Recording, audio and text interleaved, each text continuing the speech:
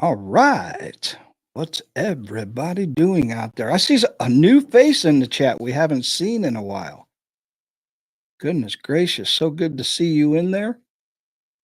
Joyce from South Carolina, I am speaking to. It's kind of weird because the only two people that I see in my live chat on inside of StreamYard is Joyce and Monkey. You see anybody else? Yeah. I Yeah. see Joyce. I see Joe. I see Monkey. Oh, that's going to be great because I I can't see see nobody. What Fox. I see Tammy.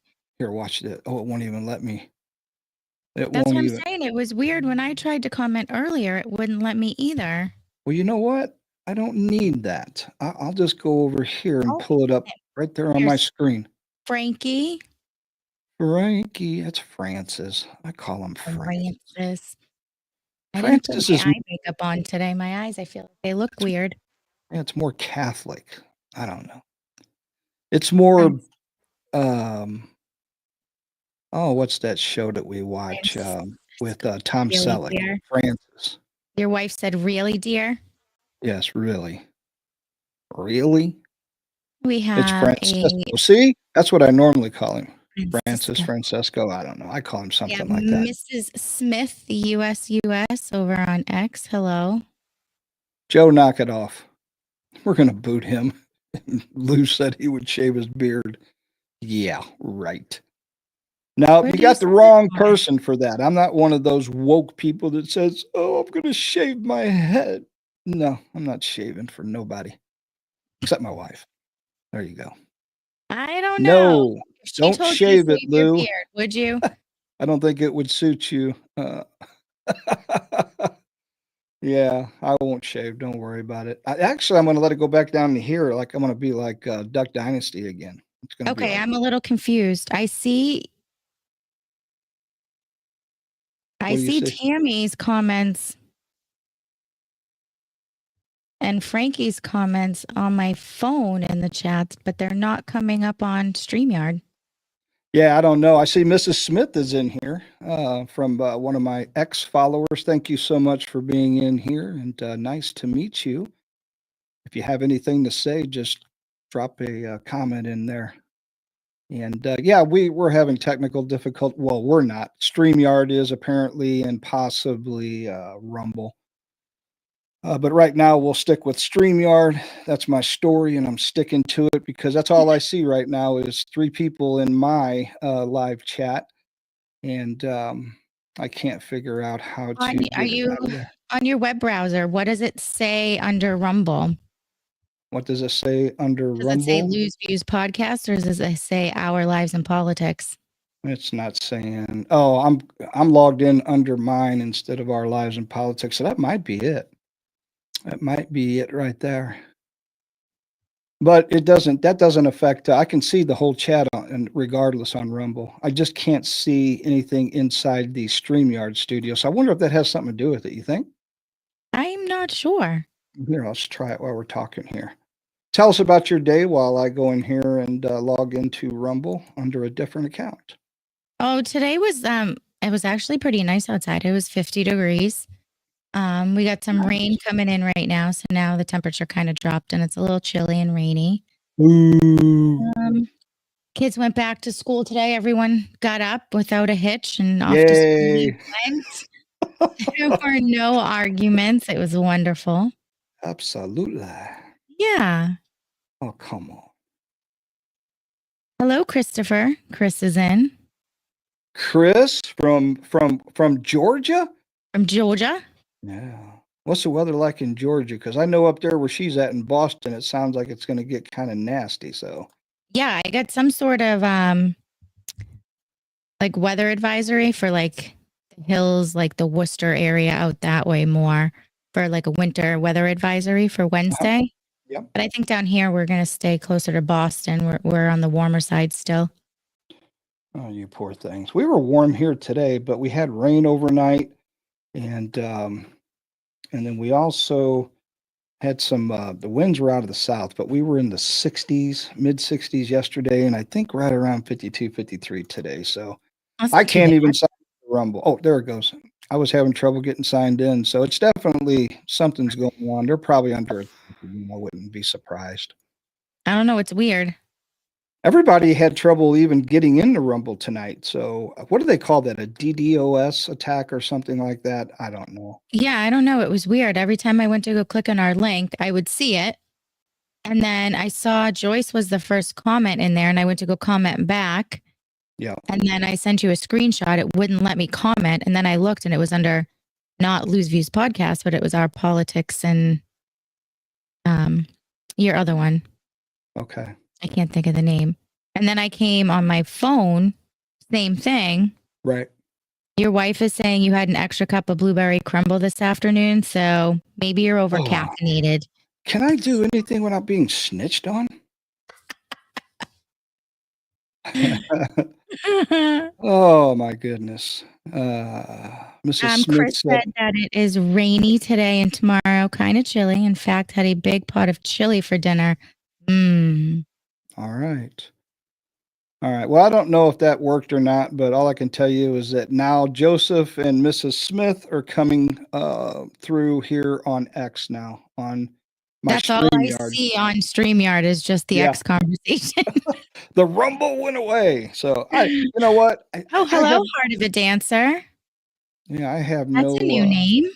I have no business being in the comments anyway. So I usually let her handle all of that. But I do want to say something. I kind of thought about this before we went live when I was on my way down into the studio.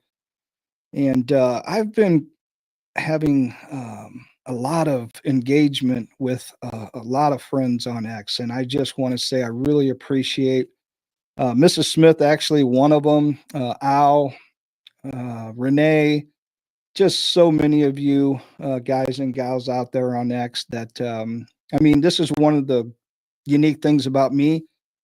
As I always tell everybody, that little bio picture that you see on X, it's actually me wearing my hat, and I just took a nap on my phone and made it black and white. I'm probably going to change it, lose the the good old blue check mark for 3 or 4 days, so that it's actually my picture up there, the real one of that.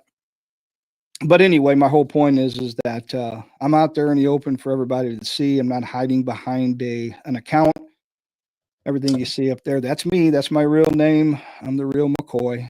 So you don't have to worry about me being one of those creeps out there. So if I do sneak in a DM and say, "Hey," and I have a question for you, I promise you I'm not stalking you. A lot of that going on because today I showed my wife. Speaking of that, I had like I don't know, I had said something and I don't know what word triggered it. But I think what was it, babe? We had like 7 or 8 Hobots. I mean, in a row. I just kept clicking on them, and I'd go up there and block each one and clear them off. And I'm like, "Oh yeah." I mean, I was like, "Look at this." I said, "Nudity everywhere." And I'm like, "Oh, this one's no good. This one's no good. This one's no good." So we were knocking them down as fast as they were popping up. But I don't know if it was the algorithm or what it was, but certain keywords, like if you say, "How are you doing? Happy birthday," anything crazy like that, it just, they start showing up out of nowhere. And that's the best thing you can do is block them. So anyway, yeah, back to the friends. It's been really, really cool the last couple days, starting to focus more on the smaller accounts that actually engage.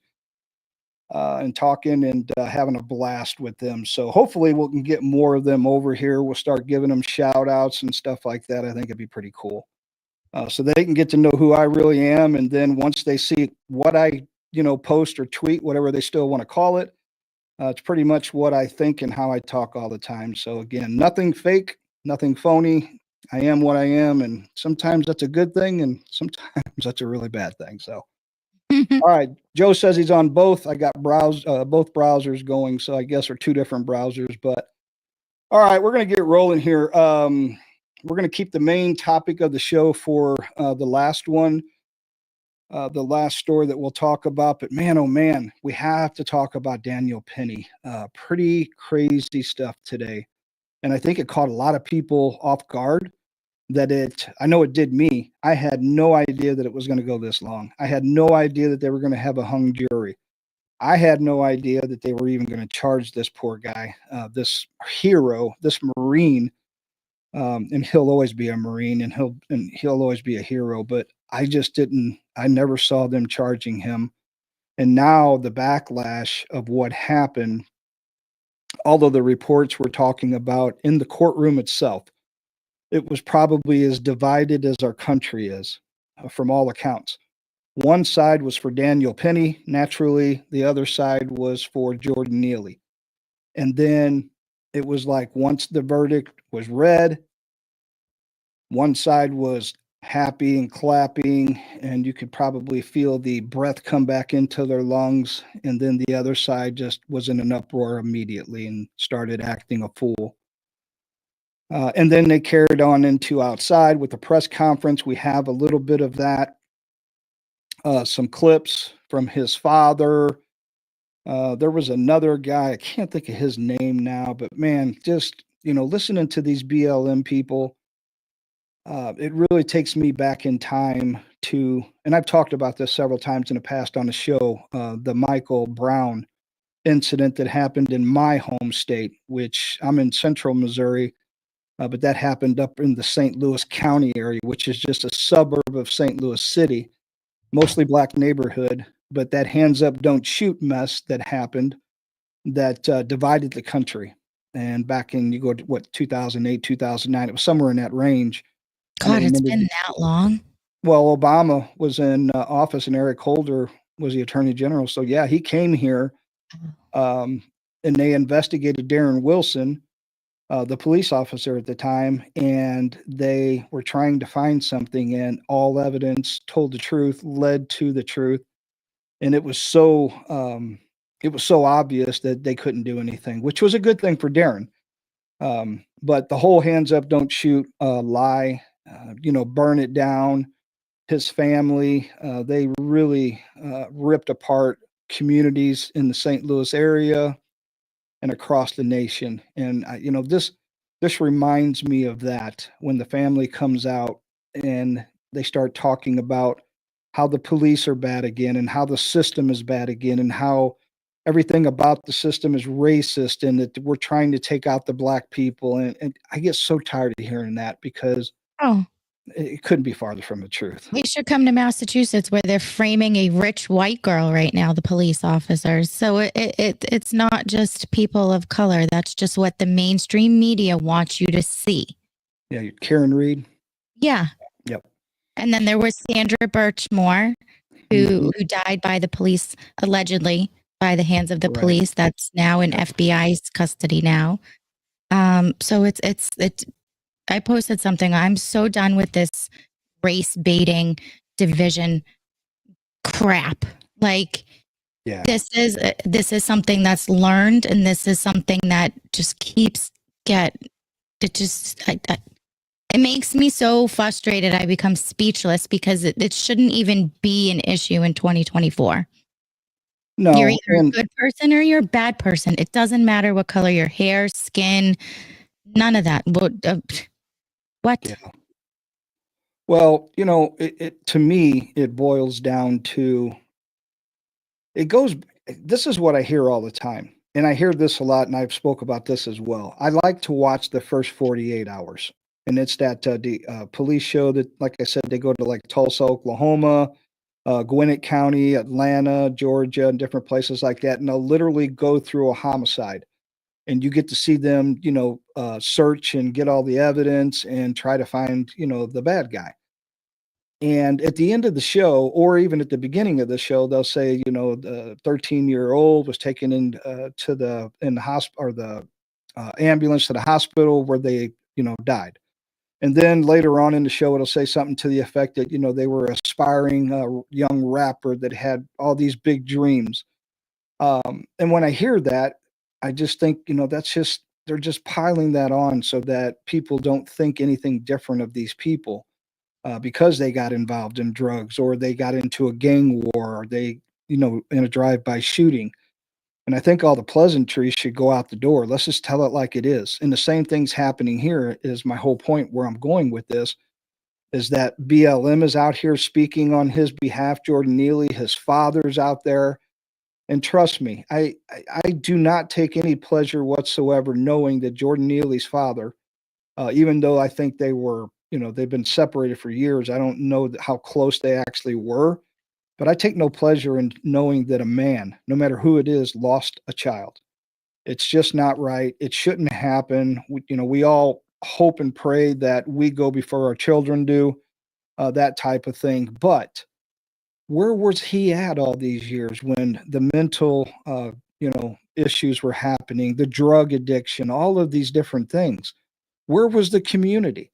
Where was uh, Black Lives Matter, BLM? Where were any of these people that are out there, pushing this narrative now that it's white man bad and they're coming after us?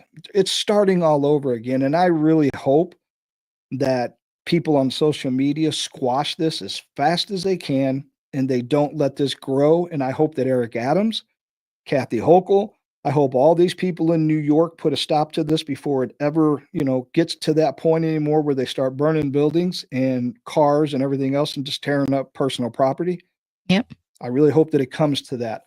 But it is. It's really crazy and it's sad. And I even, I did a lot of posting today on X about that kind of stuff. And one of the first things that I noticed, and we're going to start playing these clips here real quick, was, I put the post out that said, where is Benjamin Crump? Where's Al Sharpton? Because they can't be far behind. They have to be dropping in from somewhere because there's going to be money involved. And I'll guarantee you, I don't know how New York law is, but most places, even though he was found not guilty, that they can still go after them civilly in a civil court for damages. Yeah. Mm-hmm. And he'll probably win. Yeah, and I'll bet that they're going to go after, his father or family will. So anyway, 45-second clip here, and I'm sorry I forgot this guy's name. It might say it here at the bottom of the screen, but check out this and then just really listen to the anger, the racism in their hearts and in their voices, and it's in their mind. It's really sick, and I call this mental illness all the way around. But again, maybe we'll find out his name, but check it out. Just like everybody else has vigilantes, we need some black vigilantes. That's right. People want to jump up and choke us and kill us for being loud. How about we do the same when they attempt to oppress us? Right. I'm tired. Tired. I know you're looking for us to be like, oh, go and march. Go and march. No. This weekend, I want you to hold a community event everywhere from the Bronx to Houston to Seattle to Florida. Black people, whole community event and talk about what you need. See what I'm saying right there? Right away. We all know exactly what happened. He wasn't just getting loud. You're getting loud right there in front of the people at the podium and making a fool of yourself. That's getting loud. But when you go into, I don't know, maybe you go into a train of a subway, or maybe you get on a public transit bus. They used to call it bi-state up in the St. Louis region because it would go over into Illinois, across the Mississippi River, blah, blah, blah. But can you imagine getting in, I don't know, maybe getting into an Uber and somebody gets in, they maybe pick, I don't know if they do this, but say they pick up somebody else as they're taking you somewhere. Hey, I got to. Yeah. So I'm going to grab them on the way. And then they get in there and they start saying, I don't care what happens today. I'm taking somebody's life. I'm going to kill one of you, either the driver or you, the passenger, blah, blah, blah. What are you going to do? Well, I can tell you right now what I'm going to do. I'm going to pull my weapon out and I'm going to make sure that person gets out of that car, or I get out of that car and I make it out alive. Now, would I just pull it out just because? No, but I'm going to make sure that if he makes any threatening moves, gestures, I will protect myself. And that's what happened in this case. All of these people, and they failed to realize, and they should be ashamed of themselves, because these are black people that are up there saying this, but there were black people, most of the witnesses were black people that were defending Daniel Penny. So how did we ever get to this point where it's a race thing? It's only a race thing because you want it to be a race thing. It has nothing to do with any of that. And Daniel Penny didn't go on that subway car, train, whatever they call that, And he didn't say, you know what, I'm looking for a black guy that I can, choke out and choke to death. He never thought that, because the way I understood it, he was already on the train before Jordan Neely got on. Yeah. This isn't a case of shoplifting where you're watching the white or black person coming through the door and accusing them of stealing because of the color of their skin. Nobody sets out their day. I should rephrase that. Any normal person doesn't wake up in their morning and be like, who am I going to go kill today? Yeah. Like you have to be sick in the head for that. Exactly. Oh, I shot over here to Rumble so I could see inside of the chat. Definitely having issues. I couldn't post before, and StreamYard isn't showing everyone's messages. So, yeah, if anybody's getting left out, we are not doing it on purpose. I see Heart of a Dancer's in here as well. You had mentioned him or her earlier, so I don't know. I think that may be Mrs. Smith's Rumble name. Okay. If that's the case, then say something and then I'll know. But all right, cool. I'm going to go back over to StreamYard then. Kind of, if you're keeping an eye on both, let me know if anybody says anything or asks any questions, since we're having. Heart of the Dancer said the fact is he was trying to protect others. It wouldn't have mattered what color the threat was. Daniel would have done the same thing. Exactly. Yeah, because that's what he was trained to do. And I made that comment to my wife. I told Tammy, I said, here's the funny thing. I said, is that he's trained to go overseas or anywhere else to protect our country, fight for our country, and to, protect his fellow Marines. And then we bring him back over here knowing that this shouldn't have even been something that should have been chargeable or charged against him. And yet he was, and they're going to try to hang him out to dry. And hang is probably a bad word in this case. But, just leave him out there to where, hey, you're on your own. And instead of going and supporting him in every, way possible, you just don't see that kind of stuff. It's crazy. It is crazy because we programmed him. Our government programmed to detect a threat and to eliminate the threat. That's his job. Just like if there was a doctor on the highway and there was a car accident, it's his duty, his job. It's trained in him to not watch people suffer, to help. Yeah. And I think the other thing too is Karen.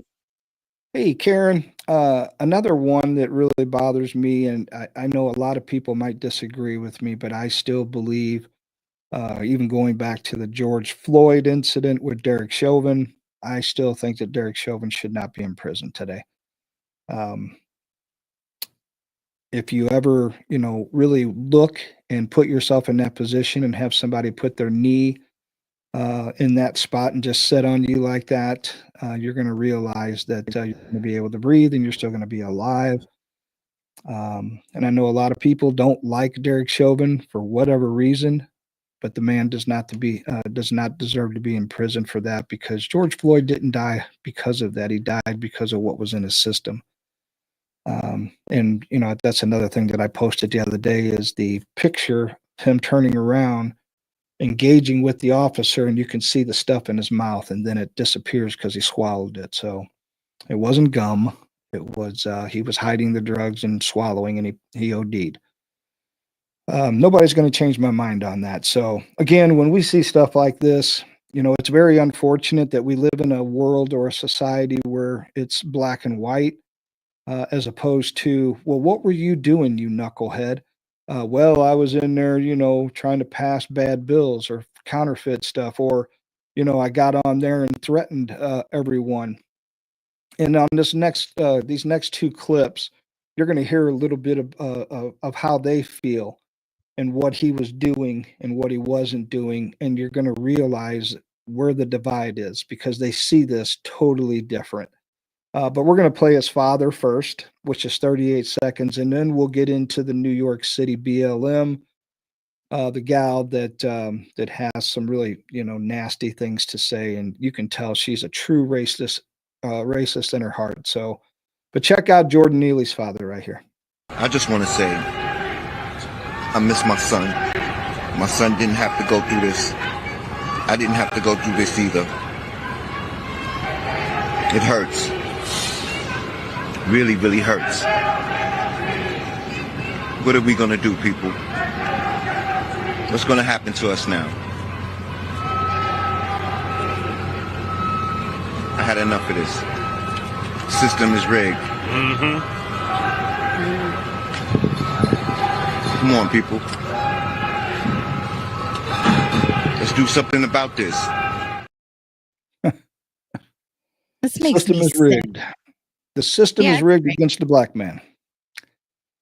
Oh, I Wasn't there mean, videotapes? Did they watch the same trial?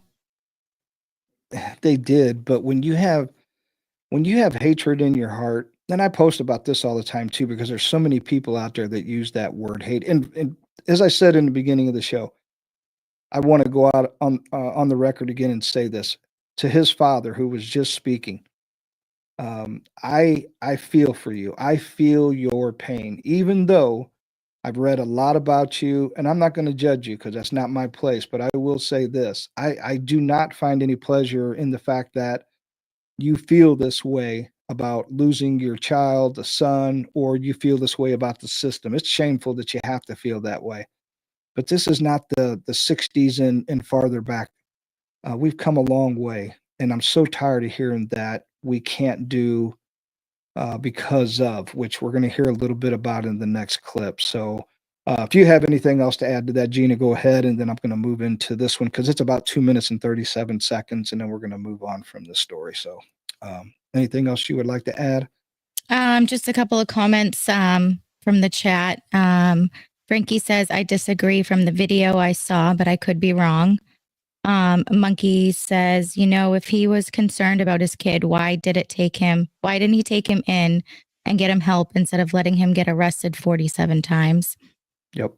And Karen said, the guy in the green jacket looks like he's walking in the 1960s. I can't even. Yeah. Yeah. And what was France? What was I call him Francis? But anyway, what was he saying? I'm going to go back to his comment. I'm sorry. I disagree from the video I saw, but I could be wrong. What does he disagree with? Let us know what you're talking about so I can maybe comment on that. Yeah, I mean, I don't know. Like I said, I heard the stories or I read the stories where he's been arrested 43 to 47 times. I've also heard that his father wasn't in his life. But I also want to be realistic here. And I do know that in some of those communities, they probably can't afford to take them to a psychiatrist or get them on specific drugs. I don't know what programs are available to them. I just don't know everything about their lives for me. And again, I'm not going to sit here and try to judge them, but I will sit here and say that if the community, if Black Lives Matter, and all of these other people really cared this much about their communities, instead of sowing division amongst all of them, they could literally be in these communities and working hard for a better life for all of these people.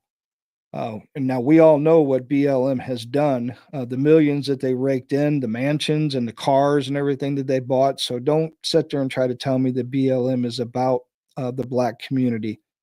And I beg, and I think most of the Black community already knows that these people are not, they're not there for you. They're there for themselves. And if you really believe that BLM stands for you, then we can't help you. You have to wake up on your own because that's not the case. It's about money and it's about power. And anytime something like this happens, it's their nature that they're going to jump on it and they see dollar signs. Okay. It's like somebody getting hit by a specific company's trucks. We all know who those, lettered companies are, and they see that and they're like, oh, that's big money. Oh, my neck hurts or whatever. And this is what these race baiters do. And it's really sad because it gets everybody upset. I don't know any person in my life, anyone that I converse with or engage with on X or in my personal life, anywhere, any white person that would come out and say that, that they feel that this is cool that this happened to a black person. Or I just don't know people who talk like that, and I don't know that there's many of us that really know anybody like that anymore. I mean, society is pretty diverse, and I just don't get where they get all this from. But again, hatred is very cancerous, and I did post that as well at some point today, maybe once or twice, to a very far left account. These crazy people out there on X, and I told them, you need to seek professional help immediately because it's eating away at you. Your hatred is destroying you yourself, no one else. It's not destroying Donald Trump. It's not destroying anyone on the right. It's destroying you, the person who is spewing this hatred, because you have lost control of your mind. You've lost control of your thought process. I guess that's the mind. Your health, all of that has been tarnished. It's going downhill, down the tubes really fast. And they don't get that. And that's why I tell everybody, I don't hate anybody. I just like a lot of people. Very, you know, it See, can I don't even say that. When someone says, "Oh, do you like them?" someone, I just say I'm not a fan of them. I don't think I've ever really used the word hated, or no. I just say Like, I'm not a fan. yeah, but like is not like's not a bad word. I can, I can still be cordial to someone and not like their character. See, Yeah. but if you hate someone, it it stops you from being able to even talk to them. You're unable to have a civil conversation or anything with that person anymore because your I guess your built-in mechanisms will shut you down and shut them out, and that's where it will never go any further. So it's pretty crazy how that works, but it's just the Yeah. truth. Karen said, I was embarrassed for the BLM group today, and my husband is ashamed for them. Yeah. Yeah. And for anyone who doesn't know, Karen's been around. She's one of us from the beginning. Her husband's black, and they know what they're talking about. So, Yeah. again, when people like that have common sense, they're good people. They know the difference between right and wrong and what these people are all about. And I wish most of America would wake up and come out of this fog and just say, you know what? We're not doing this anymore. We're just not going to do it. It's not productive for anyone. But anyway, I want to play this one from New York City BLM. And at the very end, I'm going to try to cut it off because this is another thing that I said to my wife earlier. We had it on Fox News, and they played this clip, and we had walked out of the room to do something with Christmas lights. And at the very end, she drops the GD twice. And I said, oh my gosh. And my kids, luckily, were on their computer studying, and I didn't hear a bleep out of anybody. So I don't even think they caught it. But I said to her, I go, so they can say the F word without, or they'll bleep that out, and they'll bleep out the S word. They'll bleep out all kinds of stuff, but they won't bleep out the GD word. I said, wow, that tells you so much. But anyway, that really upset me today when I heard that, because that's not a word that I've ever used. We don't use it. And they just spoke freely about it. But anyway, at the end, she says this twice. So I'm going to try to cut it off. If it slips, I apologize. It's not intentional. I just know about when this is going to end, and I'll cut it off at that point. So check this out, though. CHIVONA NEWSOME. I'm the co-founder of Black Lives Matter Greater New York, and I'm a devout Christian. And in my Bible, thou shalt not kill. In the Torah, thou shalt not kill. In Buddhism, not kill a living thing. But America has no morals, no soul. Our bloods have paved the streets of this nation since its inception. It was foolish of us to think that a black man would get justice in the system designed to. My heart bleeds for the Neely family. My heart bleeds for his father, who sat in front of me every single day and prayed for justice for his son. There is no one coming to save black people, or else we wouldn't live in these ghettos, we wouldn't be in these prisons, and we would be further along than we are. We wouldn't be at the absolute bottom. So forgive me for being jaded and cynical, but once we saw those non-white jurors, we knew that this case was over. Non-white jurors could there not be an uproar that the same person who got off Kyle Rittenhouse, who got off O.J. Simpson, was used here?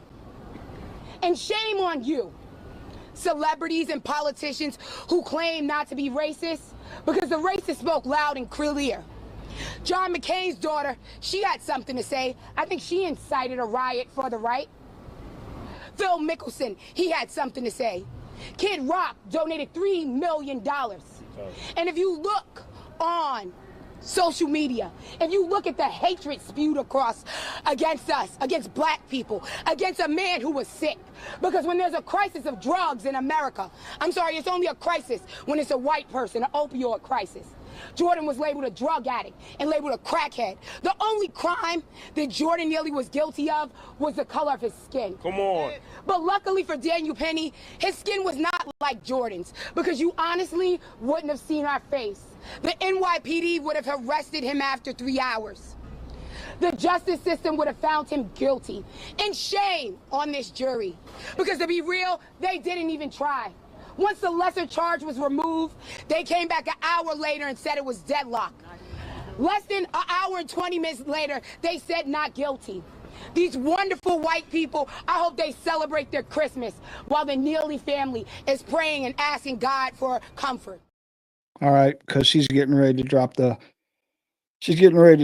there. She says GD this country and GD somebody else. And I mean, everything that she's expressing about the hatred being spewed in the white people, it's just like listening to the far progressive left that accuse us of that stuff. You can see it in her face. You can hear it in her voice. It's her that feels all of that. I look at it.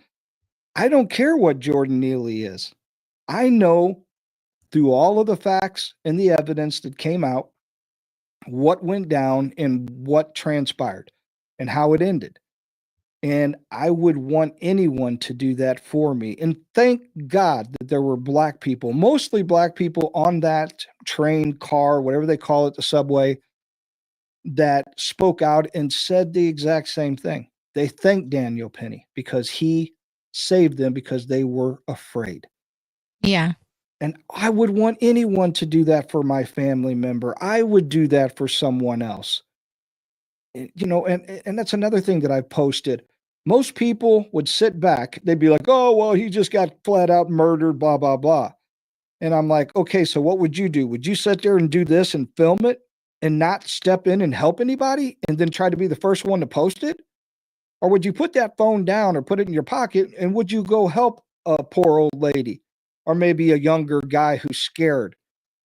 I mean, not everybody knows how to tackle those situations. No, not everybody wants to get involved because they're afraid what could happen or that they might end up dead when all they want to do is get on a train, go to work, go home, do whatever they want to do that day without being interrupted or having their rights infringed upon by some lunatic who's, you know, out there on drugs. And if he's a crackhead, he's a crackhead. He was arrested so many times. He's on drugs. I get it. I get it. You know what? A lot of things happen to a lot of people in the world every day, globally. And it's not fair. Life is never fair. No one ever said it was. We have a comment from Chris. Yeah. Chris said, if Penny was black, this would have never even made page 3. BLM and these other groups have to keep pushing division and racism because she personally benefits. Her organization benefits from it. Yeah. Yeah. And again, that goes back to why I said what I said earlier on X about where's Benjamin Crump and where's Al Sharpton, because you know they're coming. They're going to be a part of this some way, somehow. They're going to get involved because they're race baiting type people. And one other key fact that, because I am a big MMA fan, everyone knows that, combat sports, the UFC, when you put somebody in a rear naked choke or an anaconda or anything like that, all you're doing is cutting off the artery on the side of the neck. And I don't say all you're doing as if it's not a big deal. It can be a big deal. But when you feel someone go to sleep, you let them go. The first thing that normally happens is they lay them on their back, they lift up their feet, and they start shaking them. and then they come right back to, they start breathing again and all that. All they do is just cutting off the blood flow, the oxygen into the head or the brain. The evidence showed by police body cam footage and everything else that Daniel Penny never squeezed this man and stopped to where he would quit breathing and just died. He was still alive when the police got there and Daniel had let go. Okay, so let's be realistic here. If you put someone in a rear naked choke and you squeeze with all your might and you don't let go for several minutes, yeah, you're going to kill that person. That's not what happened here. Okay, so he didn't strangle him enough to, end his life or anything like that. He just was trying to incapacitate him, which is what he did. And there were other people there that were helping hold him down. Black people, by the way. So anyway, a lot to take in there. I really hope that, I saw that him and his lawyers were at the bar afterwards, Daniel Penny, celebrating, but something tells me this isn't over, that someone's still going to try to come after him in some way or not. So, hey, your best friend, I'm here. Thank you. There's another one of my followers. Oh my goodness. We had a blast, by the way. We're not going to get into some of that stuff that we posted, but yeah, we had a blast. I don't know if it was earlier today or yesterday. I can't remember now, but they know what I'm talking about. All right, we're going to move on. Again, I just don't think that one's going to be over with yet. And I think we're going to see a lot more. Yeah, there you go. Laughy faces are in there now. So, yes, sir. All right, everyone. And I said this on the last show. I really wanted to, I don't want to focus so much on politics. And I didn't think, Daniel Penny was more politics. That's more, I don't know, it's more human news because of how people feel about each other to this day, whether you're black and white and there's still a division in this country. But I just don't want to be stuck on politics all the time because we see a lot of that on X. And that's kind of why I'm trying to break the monotony and have some fun with some of the other people and discuss other things, getting more into the sports and chatting with people about what we think in the fight game, combat sports, football, baseball, whatever. And oh Lordy, those people up in the Yankee fans are not happy right now because their top guy went to the Mets, I hear. So for $750 million, that was a big deal. But this other one here, getting away from politics, although it's still part of it, but it's going to deal with a part of the government, I guess, more so. The people agree with you. They're all tired of politics. Yeah, I mean, we all get tired of it. And when I take a break, when we take a break from it, it is very refreshing. It really is. And I see a lot of these other shows that I follow and I enjoy their shows, but we're still focused on like specific politicians or who are we, they're trying to promote and push this person up into the government, service. And I'm just so past that right now because it's going to take a village, so to speak. And I hate to say that because it reminds me of Hillary Clinton, but it's going to take a community. It's going to take a lot of new people in seats in the House and the Senate before we're ever going to see a change in this country. And I just don't see it happening the way people want it to. So it is what it is. But again, I started thinking more, and I was talking to the wife about this as well. I said last week I started thinking more about the people of Maui. We haven't been to Maui. I don't know. The wife and I were there. I was there like 3 or 4 times. I think she was there a couple of times that we went. But anyway, we loved it over there. And I've been thinking about them. I'm like, what's the recovery like over there after that big fire? And I was watching a couple videos and I had actually put a bunch of information together and I was like, we're going to do this show. And then something else came up and I decided to go a different direction. So I kind of put all that on hold. And yeah, Maui was memory hold. Absolutely. And 2008, Tammy said. Yeah, thank you.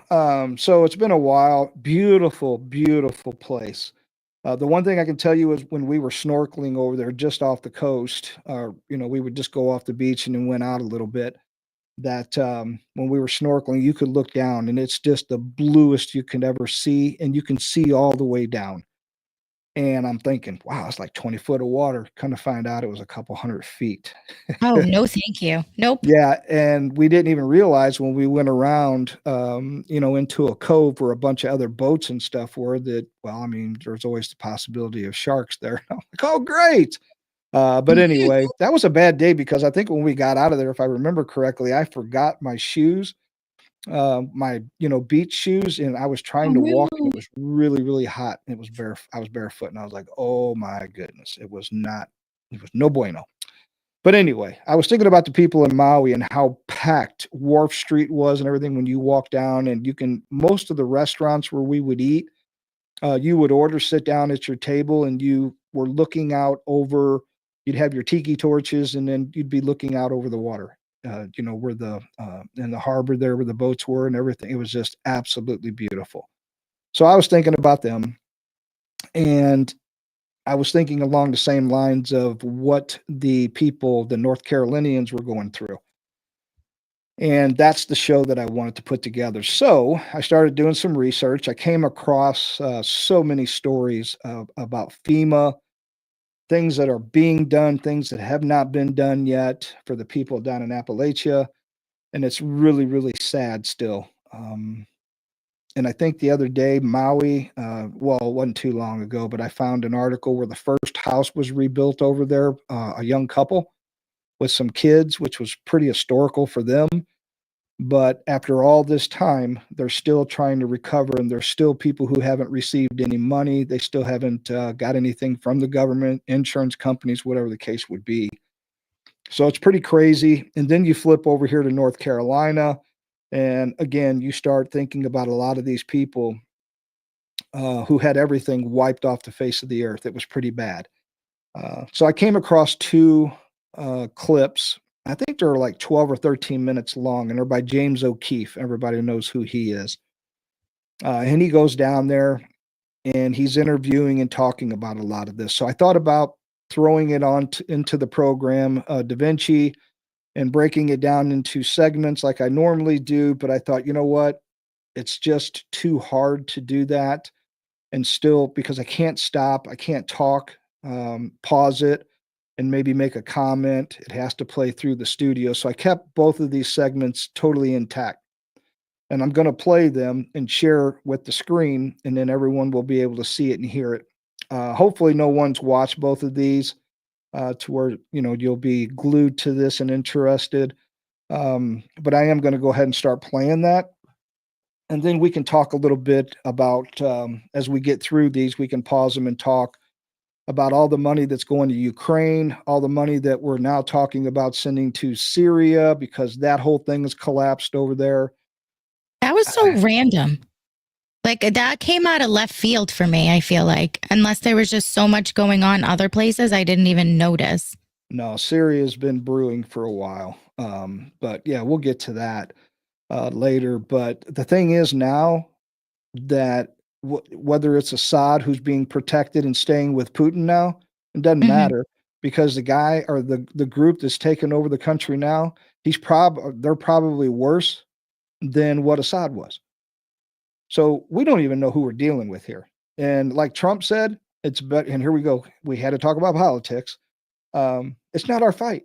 Just stay out of it. Let them figure this out. But I will tell you this, for the people who were involved, who removed him, the same thing happened with Gaddafi. The same thing happened with Saddam Hussein. Every time we get our noses in it, we push somebody out, or we take them out, there's a vacuum left there. And guess what? ISIS and everybody else moves in, and ISIS is a big concern right now over in Syria, of all places. So it's not something we need. I had the same reaction flying over Cedar Rapids, Iowa, when the floods happened 18 years ago. Now it's a great place after they rebuilt. Come visit, Lou. I'll show you around. Yeah, Cedar Rapids. I think we go through there every year when we go up to South Dakota on the Wyoming border to Hill City, South Dakota. We do go through Nebraska a little bit right there, where Nebraska and Iowa come together. We go right up that corridor there. So, but yeah, anyway, that's what's going on with Syria. That's for another day. But let's go ahead and start this. Let me get this pulled up here. Any comments while I'm getting the share screen ready? Tammy said you guys swam with a my God, I can't even read right. A sea turtle. Yes. And then she said, okay, we swam over the sea turtle. But I said, that's kind of the same thing. Karen asked, did you step on any barnacles? No. But I'm telling you, if you have never been to Maui, if you can ever get there, it's so surreal. We have pictures, and here we go, getting sidetracked again. We have pictures of rainbows galore. And when you take some of these pictures out over the ocean and different places, you look at these pictures, they're so crystal clear. Again, it's like 3 or 4 dimension. It's surreal. It really is. It's like, this isn't even real. Pretty awesome. And we spent most of the time on the west side of Maui.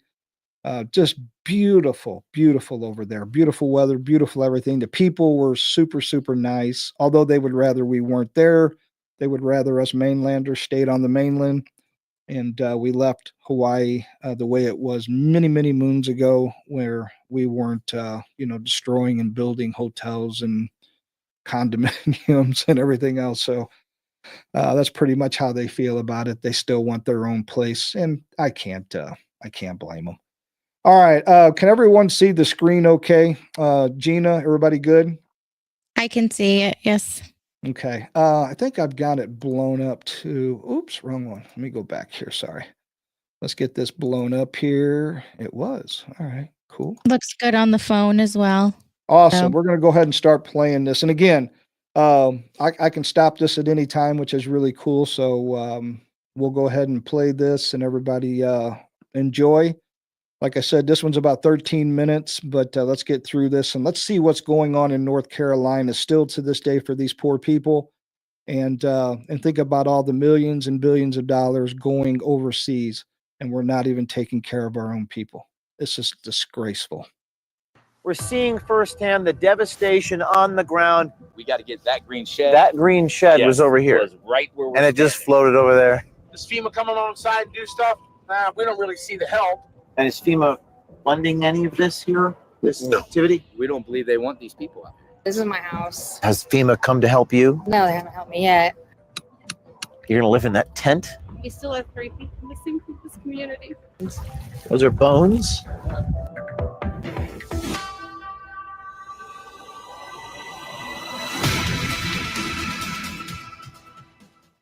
After experiencing 4 years of a volatile economy, America is facing record inflation and a massive threat to the U.S. dollar.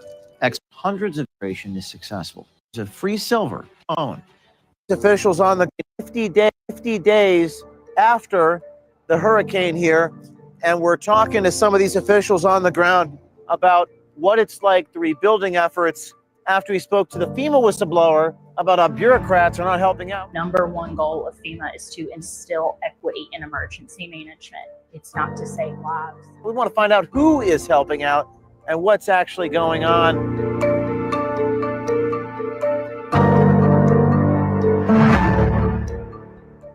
What are you guys doing in the suits? We are cleaning out the crawl space of this house, all of the mud that was swept in. Mm-hmm. This is the first step that you need to take in order to dry out the house before you can start the repairs. Otherwise, you have all of the potential toxins in the mud, and it also stays too damp, so it would go moldy. So you have to clean this out before you're able to do the repairs and allow the homeowners to move back in. And what are you finding in the house? What are you seeing? I mean, this area was completely devastated. Is the government paying, FEMA paying you guys? No, we're a nonprofit NGO, so we're funded by private donations and foundation funding. My name's Daily. I live in Swanano with my kids. I see you got the hazmat suit on. Do you live in one of these places here? Or? Yeah, this is my house. This is your house right here? Yeah, I'm just wearing this because we're moving my flooring and there's mold and stuff. Insulation. Has FEMA come to help you? Has the government helped you? No, they haven't helped me yet. I mean, where are you living right now? I'm in a hotel. FEMA has helped me with a hotel. They paid for my hotel. FEMA paid for your hotel? Yeah, but I have one more day. And then one more day? And then what are you going to do? live in that tent. You're gonna live in that tent? It's a tent with a stove, a wood stove in it. Oh. Yeah, me and my kids will be there. What do you think about that? I don't like it, but it's better than nothing. At least I want to be on my property so I can be here every day rebuilding my house. observe what's happening with your house. And Well, not observe. I'm the only one doing anything. you're doing the work. Yes. You're doing the work rebuilding your house. Yes. Is anybody helping? Carpenter's daughter. Oh, you're so. He doesn't live here though. Is there anyone helping you do this No, work? not yet. Just People you. have said they would, but nobody's showed up yet. Nobody's showed up yet. And these materials, do you buy them yourself? Does someone provide them to I'm you buying them myself. with your own money? Yes. That's unbelievable. So Daly just told us that this is her home, and she has 1 day left in the hotel, and then she's going to come and live in this tent. They're building these tents right next to the house. You guys are helping build a tent? Yes. And who are you guys with? Savage freedom. Savage Freedom. Who provides the material? Who provides this tent? Generosity of a whole bunch of people, man. However long it takes with FEMA, I'm hoping they come through and give me some money to pay for the rebuild of my house. Reimbursing you or something? They said it's destroyed. They said so I'm eligible to get up to 47 grand to replace my house, but they haven't come through. It's been 2 months, and I can't wait in the winter and the cold anymore. So I think FEMA as an organization it operates exactly as it's designed. It is a bureaucratic organization that justifies its existence by sitting on its funding, and it doesn't really function the way it's earmarked to function. You got to get that green shed. That green shed was Yes, over here, right where and it just floated over there. Mhm. So he wants to keep his land. And he had a FEMA worker had come out, and he said she was really nice, and that, they were going to help, but it's the permit thing. And now he's feeling like they're trying to prevent him from building. Why? We don't believe they want these people out here. Just until a few days ago, you've had these sewer pipes and these leakages in the rivers, and the dogs, if they drink, they end up getting sick. Which river? That one right over there? Yes, this river right over That here. sewage pipes leaking into the river. How long has this been broken? I guess since the flood. Since September. Yep. And it's now it's mid-November. It's been a while.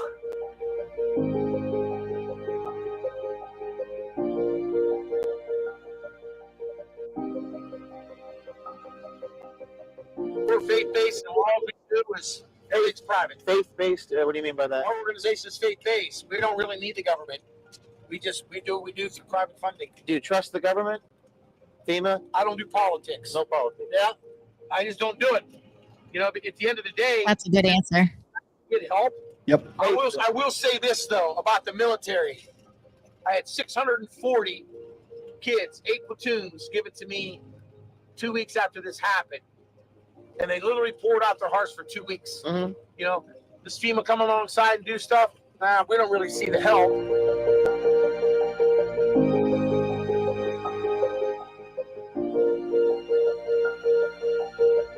Are these FEMA contractors? No. Copy that. No, these are volunteers. We move around about 75 people here today. Those are volunteers. Those are all volunteers. And what do they do? Anywhere from skilled carpentry to picking up debris. So we're here in front of Miss Alice's house. They're tearing the house apart. The power of the storm, they say, was equal to 100 Niagara Falls coming through at the same time. They said it looked like Beirut. They say there's an urn in here, so they have to take the house apart just a little bit at a time. This is the lady that didn't make it. We made a memorial for her yesterday. This is Miss Lisa. She got washed away in the storm. Did you find the body in there?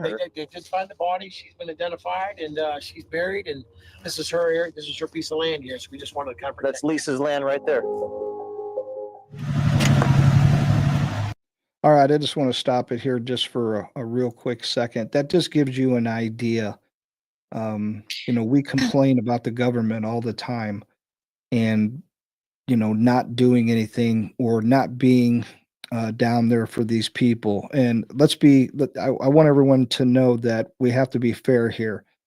FEMA has been in some places, just not everywhere. And again, I know we can't do everything all at once, but with the money that we are spending, with the military that we have here, with the National Guard in all the states, we have the ways, we have the means, and we have the money to really push this effort farther along, very at a a much faster clip than what we're seeing right now. And one of the key things that's so amazing about this story is faith-based organizations and just people that are not relying on the government, and they're coming together to help each other. It's just a shame that there's not more help from the government that's only really there to protect us. And they take so much of our tax dollars and give it away to things that we have no option or say in, but yet we have to watch our people in the Southeast deal with this. It's really sad. So, Gina, you have anything you want to add before I move on here? I knew there was a reason why I didn't put on eye makeup today because Yeah.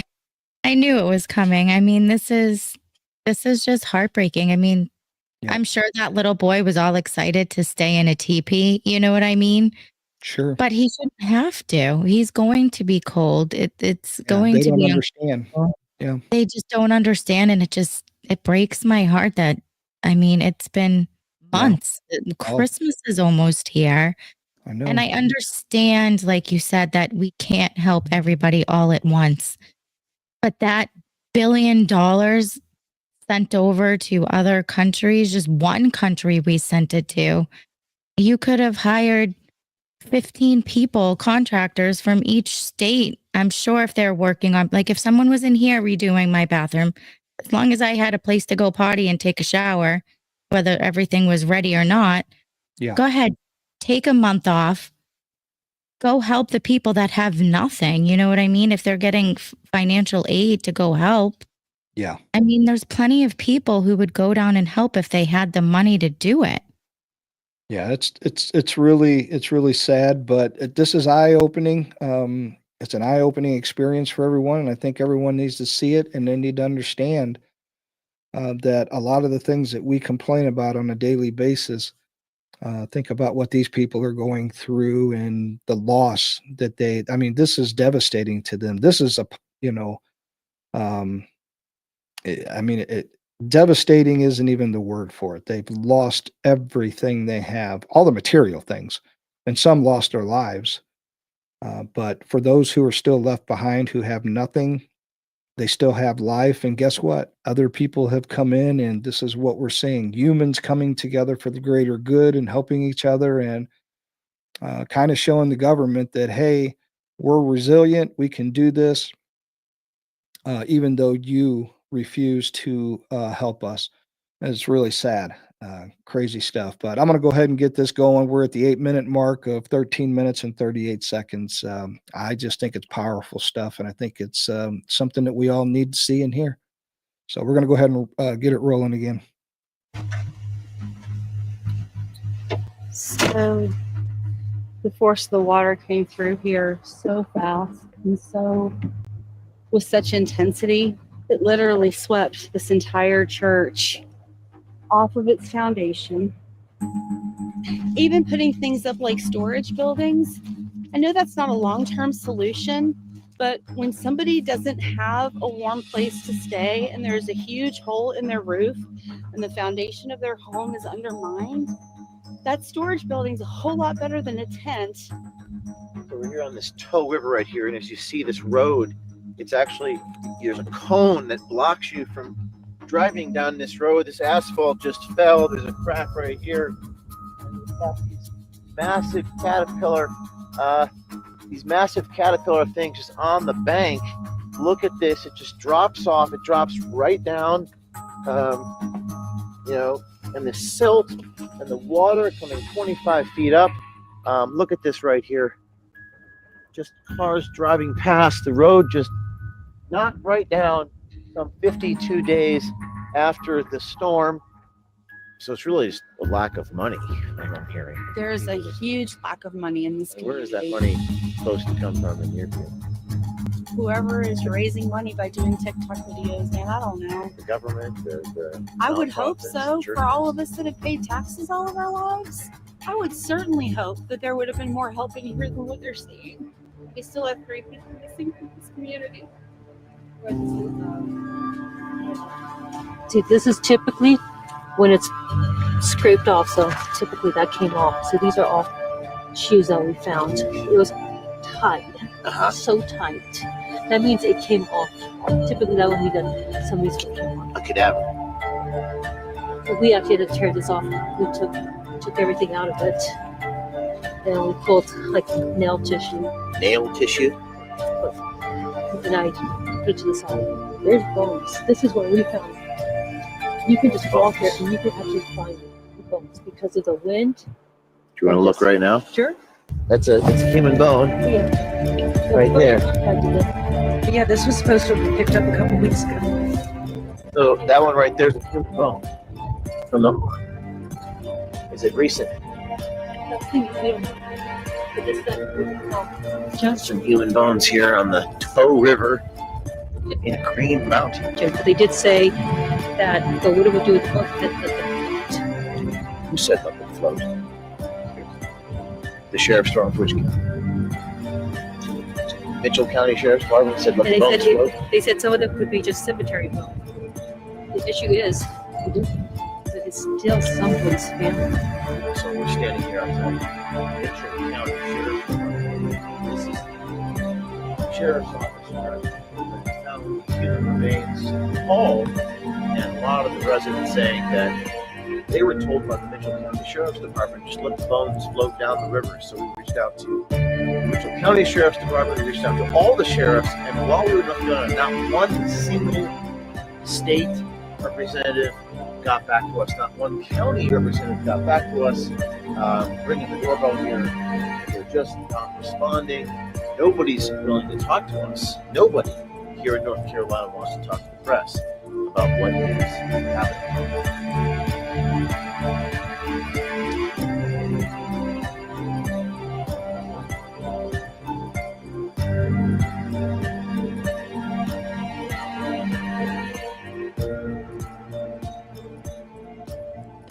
Okay, so let's go ahead and drop this one down. Let's come back into the studio. Yeah, I mean, if that doesn't pull at your heartstrings, I don't know what's going to.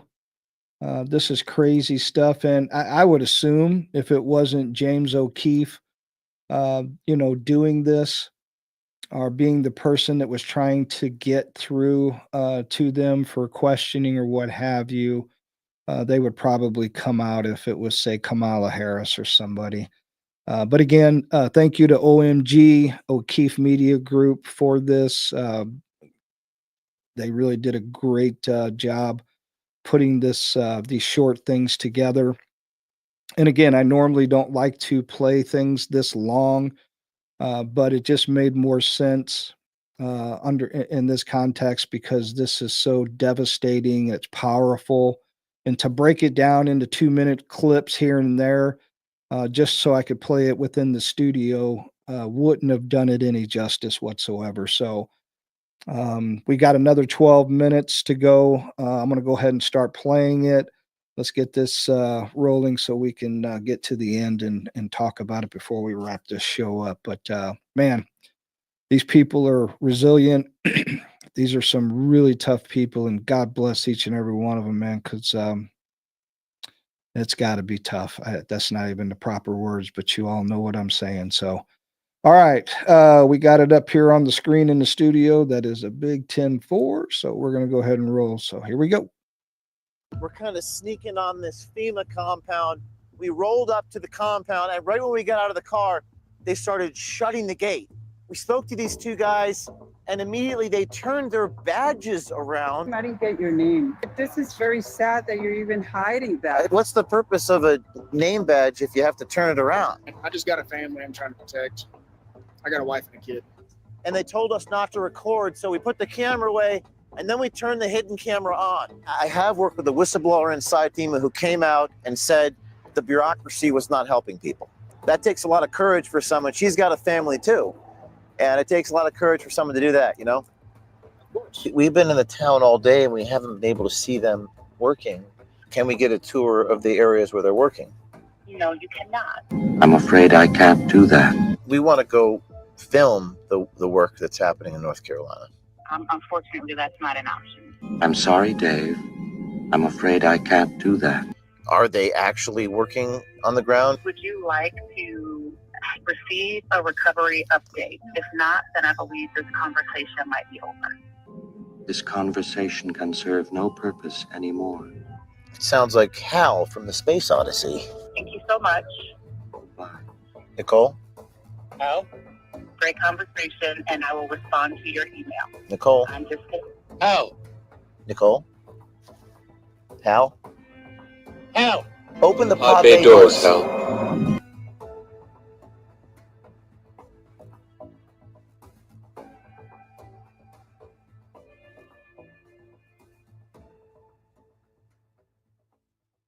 Why can't our camera people come in and film here? It's private property. My tax dollars are paying for this. Your badge says FEMA, though. We're able to ask you that. Well, can we or no? Is that not allowed? You can ask, but I don't have to answer. I didn't get your name. Whether you're not, I feel the public has a right to know what's going on. you have a right to ask, and I have a right to not say. There is a new administration coming in. You ever heard of Department of Doge? You ever heard of that before? What are we getting at here, man? Because I'm trying to be polite. We've told you, like, giving you a number to call. This will give you. You can't answer your question. They're not gonna be honest with me. I'm telling you right now. I am going to have to ask you to leave. Are you gonna arrest me for asking a question? Oh, this is FEMA. Hello, I'm James O'Keefe, the journalist. I'm outside your camp in North Carolina. They told me I can't record and to call you. We don't have any camps in North Carolina. You have in the town of Candler. You have a massive facility. This is the additional responder lodging there in Candler Village. That is the correct term. It is responder lodging. It is not a camp. Okay. So you have that information correct. It is responder lodging, not a camp. How else can I help you? Well, I think that's a distinction without a difference to the American people. Strategic security. What is that? Strategic security was the name of the company that was guarding the lodging area, as you call it, lodging, right? We'd like to get some more information about strategic security because they had badges on that said FEMA, but they turned the badges around. Strategic Security is the security company that is providing security services at responder lodging. I see. Who awarded the contract? Who would you say awarded the contract? FEMA? Okay. Did FEMA award the contract to Security Corporation? Are they offering security services at a FEMA facility? We're asking the question. I'm asking the question back. I don't understand, ma'am. They gave me your number to get answers, so I'm trying to. I'm working with you here. Good. In recent months, many of our fellow Americans experienced unprecedented natural disasters and damaged infrastructure, making access to healthcare essentials impossible. From our friend, 80 situations, along with vital orders, 80%. What is your name? My name is Nicole. Nicole, could we get a tour of this lodging facility here in North Carolina? You cannot get a tour of the lodging facility. Why not? So the answer to that question is no, and that is the final answer. Is that your final answer? We've been in the town all day and we haven't been able to see them working. So where are they doing the work if they're lodging there? Can we get a tour of the areas where they're working? No, you cannot. I'm afraid I can't do that. Why They're not? working in. What's the problem? We want to report on the good work that they're doing on the locations in North Carolina. Hey, I can certainly if you send me an email and tell me what you're looking for, I will be happy to send you an update on the work that's happening in North Carolina. We want to go film the work that's happening in North Carolina. Unfortunately, that's not an option. All right, I'm going to stop it right there just for, as you can all clearly hear, you can tell she's being evasive. You can tell that it's on purpose. You can tell that they're hiding something. And people can say, well, how do you know that? You have no evidence. I don't need any evidence. I can clearly hear what's going on. And we all know human characteristics. that is someone who is withholding information, someone who doesn't want or has been told not to let anyone in or know anything about what's going on. Because if I'm doing something, whether I'm FEMA or I'm a private organization, and I'm out there doing good, and someone comes in and says, hey, we want to film exactly what you're doing, especially if I'm government, I'm going to say, you know what? We're taking so many hits in the social media and everywhere else. This is a prime opportunity to show everyone out there, all the haters, to shut them up once and for all and show them what great stuff we're doing, the good that we're doing for the American people. This is a win-win, people, but we're not seeing that. Do it. Because they know it's a lie. They know that they're not doing what they should be doing. This is a front.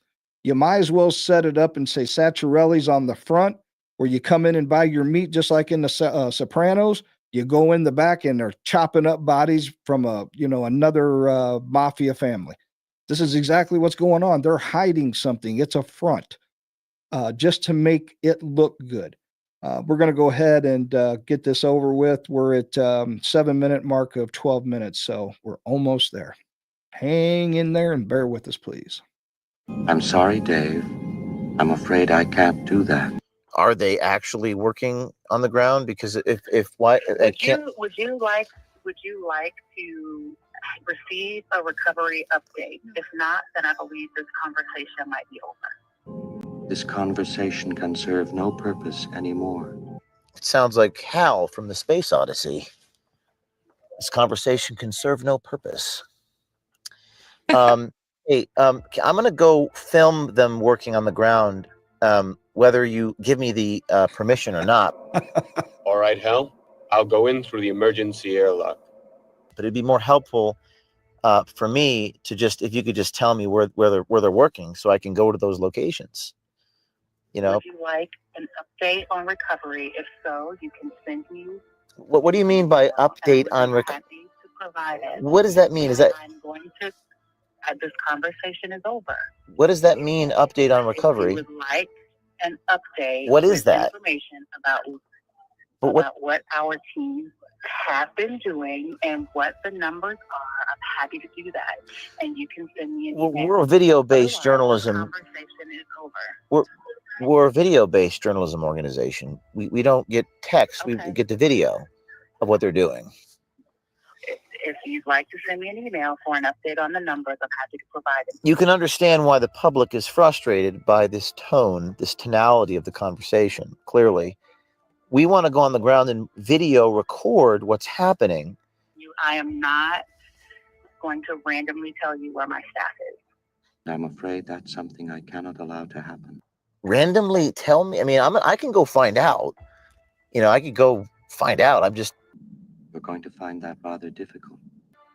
Are we not allowed to record what's happening on the ground? As I said, if you would like an update on what's happening in North Carolina and where the recovery stands, I'm very happy to provide that information. Well, you can send me the information. I think the conversation is over. You said the conversation is over 6 or 7 times at this point. I'm going to tell you in about 10 seconds, I am disconnecting this call. Well, sure. Send me an email. Here's my email address. Ready?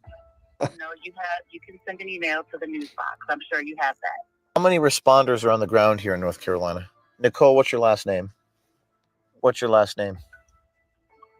Thank you so much. Goodbye. Nicole? Al? Great conversation, and I will respond to your email. Nicole? I'm just Al? Aren't government employees supposed to give you their full name? Nicole? Thank you. Have a nice night. Nicole? You would think. Nicole? Nicole? Hal? Hal? Hal? Hal? Did she put me on mute? Open the pod bay doors, Hal. Called the line and they didn't give us the information that we needed. Okay, well, I can't give you anything, man. Do Okay. I really look like a PR guy? Look, you can't film here, man. We can't film right here? No. Our can't country, No. our government, our taxes. We told you this yesterday. We just want to know where the cars are going. Okay, When look, they leave. that's what the number's for. If they didn't give you the information you want, then I'm sorry. They didn't give us the information, no. Okay, well, Nothing we you're can gonna do. have to go, man. We told you this yesterday. We're gonna have to go. Yeah, you are. All right, here. Go in the car. Here.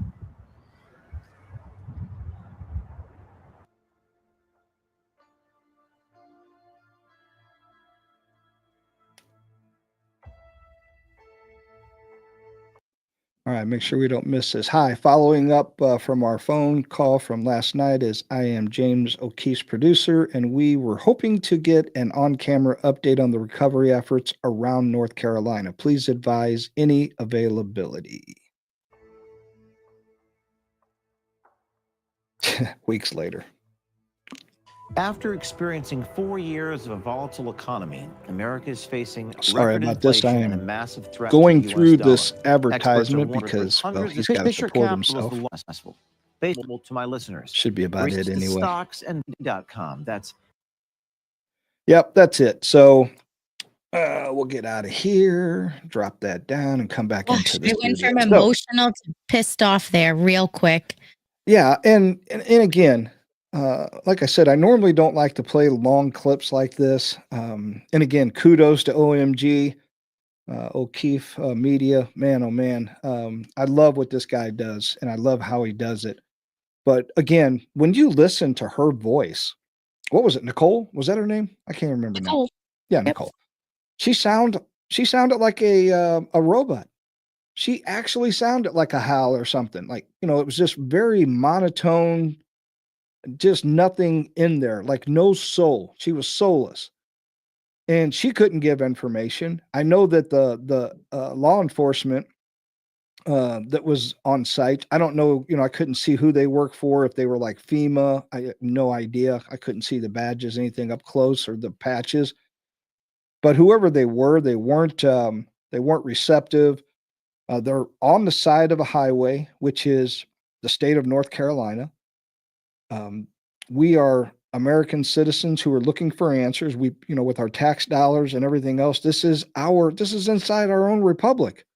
And we have to fight for this information. And again, it goes back to what I said before, and we all know this to be true. Why would you be hiding anything from us? Why would you be doing this and making it so hard? Because you're hiding something. It's kind of like, well, you can't come into my house unless you have a warrant, or what are you doing? I don't want you to go into that building because that's where I've got the stash. So again, I don't know why they're being so evasive. I don't know exactly what they were doing there.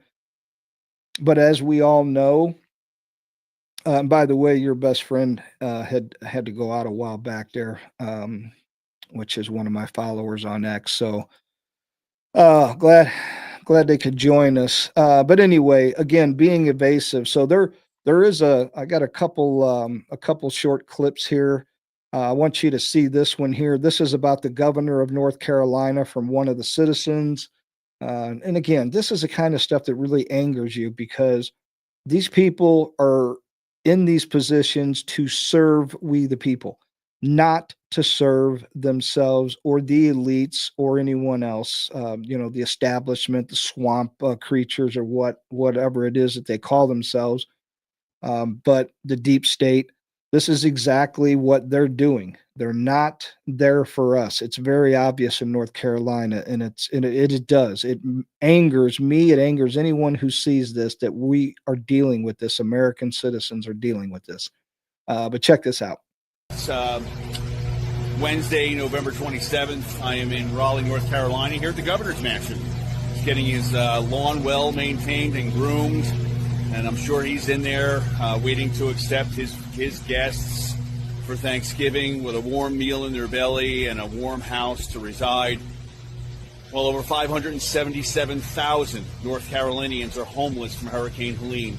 126,000 houses have been wiped from the face of the earth, and this governor has done nothing to help its people. He can't account for $2.2 billion that was given to him from FEMA. The other day, he went to Washington, D.C. and had dinner with the president begging for another $25 million. Well, we need $4.4 million for emergency shipping container housing shipped to West North Carolina survivors who are living in tents on contaminated ground with no heat, with parents and children. It's time to get up off your ass, Governor, and do something for your people. All right. So I don't know if everyone caught all that, but they cannot account for 2.2 billion. That's with a B. A B is in boy. 2.2 billion that was given to them from FEMA. Then again, over 577,000 North Carolinians are homeless from Hurricane Helene still to this day. 126,000 houses have been wiped from the face of the earth, and this governor has done nothing to help its people, is what he said. That's pretty powerful stuff. And it is a shame, again, in the land that we live in, that we call the United States of America, this should not be happening like this. This last clip that I have, I don't know if everyone remembers, but Biden was just recently over in Africa, and he pledged over $1 billion to build railways between mineral mines. The very mines that all of these activists over here are fighting about climate change and all this other nonsense, and the slave labor of the children over here who are digging all this stuff out of the ground, damaging the environment and people's lives to get stuff that we need for electric vehicles and batteries and all of that stuff. So again, there are people in North Carolina who are still homeless from Hurricane Helene. This should boil your blood. It's absolutely disgusting. Check this out. Snow and biting cold. December delivering a different type of storm to hurricane-ravaged western North Carolina. What do you need? Just people to come check on us. So, I don't know. His home destroyed. Steve Crowell showed us the tent he lived in for weeks. Is this your food in boxes? Well, yeah, people drop stuff off that we already have, and most of it's expired food. This is how hundreds of people are still living in western North Carolina, in campers and in tents amid bitterly cold temperatures. Shauna Levine's family with 7 children has been staying in this shelter, a former Gold's Gym, for 2 months. How do you think your kids are doing? They're struggling, but they're managing it well. Definitely has affected them. Dozens of people who lost their homes are staying here, but the lease is up. They have to be out by the end of the month. We are refusing to let these people be out in the street. We're gonna find a place for each and every person. The need across western North Carolina is staggering. Would you like a soup and sandwich? Volunteers at this free food site in hard-hit Swannanoa are cooking 800 meals a week. This is 100% people taking care of people. Chris Smith has volunteered every day since the storm hit. No conditions, no politics. It's just, there's hungry people, we need to feed them. Relief centers with washing machines, Wi-Fi, and hot showers are a lifeline. Amid the daily struggles, there is progress. Okay, Isaac. Levine and her family will finally leave the shelter this week. Not a permanent home, but 2 camper vans to be shared by 9. How has this experience changed your family? I think it has made us closer. Families have been torn apart, and we still have one another. Here in Swannanoa, along the river, it's more like a campground than a neighborhood. The homes here, they are either gone or unlivable, left behind the debris and campers and tents people are now calling their homes. Nora. Janet Shamlian, thank you for being there and telling their story. Yeah. That first guy, do you know why he was crying? He was crying because he knew if he died that night, no one would ever know. Yep. No It's one would sad. know. That's what he's afraid of, is being forgotten. Oh, they've been forgotten. There's no doubt about it. And as I said, Biden was in Africa around that time when this came out, and again, already pledged $1 billion. I don't know if it was a Congo or Angola or where it was, to build their railways between mineral mines. Now, when you saw some of those shots of the area and all the tents and all the stuff and the debris, it reminded me of Los Angeles or San Francisco down on the, the homeless areas. That's exactly what it looked like all over again. Although this is in Appalachia where it's beautiful country that's been totally devastated. And if that doesn't make your blood boil, I don't know what's going to. And one other thing, there's a lot of people that don't realize this, but when the military does training exercises, okay? And you're probably thinking, well, what does military training exercises have to do with any of this? One of the things that they showed on there was one of those trailers where the people had went down there and they had cooking stuff in there where they were serving meals to the people. And it was people helping people is what he said. On a lot of the training places on some of the like Fort Leonard Wood here in Missouri and different places like that, you go out on a training exercise, they have these same type mobile setups where they move them around. And after your training session, you come back in, you go in there, ranking, like you file in order, and you go in and you get food. There's literally people who are in there cooking while you're out training and have a nice big meal waiting for you. And they do this all the time. We're giving billions and billions away to countries. But yet we can't send the North Carolina National Guard, the South Carolina National Guard, the Georgia National Guard. You get my point. Virginia, West Virginia, Tennessee, Kentucky, Missouri. We all are close enough. Florida. Why aren't we sending these people down there with these mobile trailers full of this food? And we're not talking about rations, MREs, or anything. We're talking about real food. And we could be doing this on a daily basis. Our own government doing it for the people. It makes no sense to me. Okay? We can do this. It's possible. The reason it's not happening is because, got to catch myself, the people in charge in this administration don't care about you. And I never use the word hate when it comes to myself. I don't hate anyone, but we cannot dislike these people enough, whether it's the media or the government, because right now they're proving to us, well before this happened to the people in North Carolina, South Carolina, Florida, wherever the hurricane hit, by the homeless veterans and everybody across this entire nation. It's been going on for a long time, and people are finally waking up because guess what? We voted 47 in, and that was a big step up from what we've had. Finally, someone who's going to speak and do for the people. We haven't had this, and these people in North Carolina need this because it's cold. Like if you're where I'm at now, it gets much colder here where I'm at in central Missouri than it does up in St. Louis or Kansas City, because they have that radiating effect with heat and stuff because of all the buildings and the concrete and everything. We don't have that out here in the valleys. What happens out here is it gets cold. If it's, 40 degrees up there, it could very well be 30 or 29 out here. It's huge difference. And these people are down in the, these up in the mountains and everything, and they're down in the bottoms and it's cold. And we have kids and they're living in tents. Well, I get it. We can survive in tents. I did think that when James O'Keefe first walked up and said, well, they got to live in these tents. I'll tell you what, I'll pick a tent over nothing every day of the week. Mm-hmm. I'll make it happen for me and my family. It's just that we're used to all of these comforts that we have now. So I get that. But the bottom line is we have the ability. We have the ability to help everyone in our country.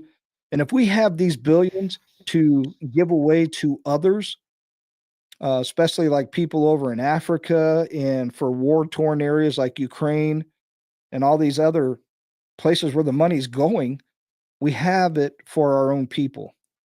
And anyone who has been following my show, who knows how I feel and how I describe this, you have to treat this country like you do your own home. You take care of your budget You take care of your family.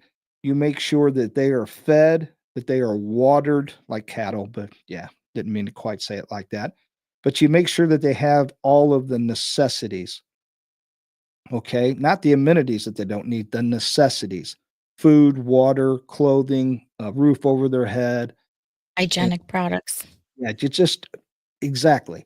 So you make sure that they have all of that before you put yourself first and say, well, you know what? I want to go down to the local watering hole and I want to, down about 6, or I want a couple shots, or I want to, whatever it is that I want to do. You have to put your family first. And that's when I dumb it down and make it simple, stupid for people, because a lot of people need that. We shouldn't, as a country, be doing anything different. It's just a much bigger model. We should be doing the same thing for our citizens before we do for anyone else. That's the way it's supposed to be. And that's the way it makes it. If you do that, it makes you stronger. It makes you more rich in things like food and, monetary and necessities. And then once you are in good shape, it allows you to be able to help others. And our country doesn't do that. Our country does it totally the opposite. We give everything away to those people first, and we don't even think about our own people. What government does that? What parent, what family, or what parent, a mom and dad, what parent would do that to their own kids? Put someone else first over their own family? I don't know of anybody. I mean, unless they're drug addicts or something, or they're not all there. But I'm talking about normal people. Who would do that to their own families? You won't. You don't. You can't. But yet our government does it. And they don't even think twice about it. They think it's okay. They think it's funny. You think, like right now, you think Biden, wherever he's probably in Delaware sleeping, but do you think that he cares about what's going on with the people down in North Carolina? Have we utilized every resource that we have in our military across this great nation and brought them all in with the food and the supplies that we can? Nope. Have we done any of that? No, we haven't. I mean, the combat engineers could go in and build roads and bridges super, super quick. That's what they are trained to do. Their MOS is to go down to Oklahoma, I believe, if it's still down there. They go down and train on heavy equipment. And that's what they do. Why are we not sending them in? Why do we see other people with backhoes and all these other, items down there working? It's just normal, everyday people, or, church organizations or whatever. I mean, this is telling people. It really is. It's not just hyperbole in any way or form. It's really serious. Why is our government not doing this? A lot of people think, well, the government shouldn't have to. But, well, yes, they should, because all of the tax dollars that they give away should be going to us first, not any other foreign corporation, not any foreign government, nothing. That money, the resources, everything should stay within our borders.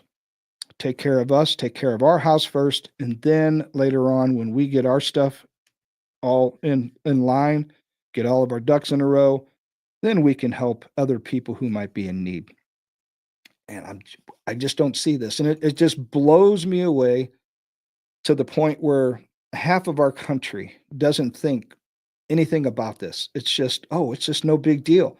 You go out and ask half the people out there that you run into every day, hey, when's the last time you thought about somebody in North Carolina? Huh? What's going on in North Carolina? Oh, well, maybe I should show them both of these clips that we just watched tonight.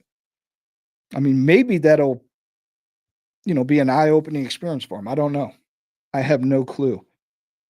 But again, it goes back to what we said earlier in the show.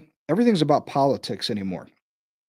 Everybody's worried about Joe Biden, Kamala Harris, or where they're at. I don't even know if they're still in the country anymore. It's almost as if Trump's running the whole country now.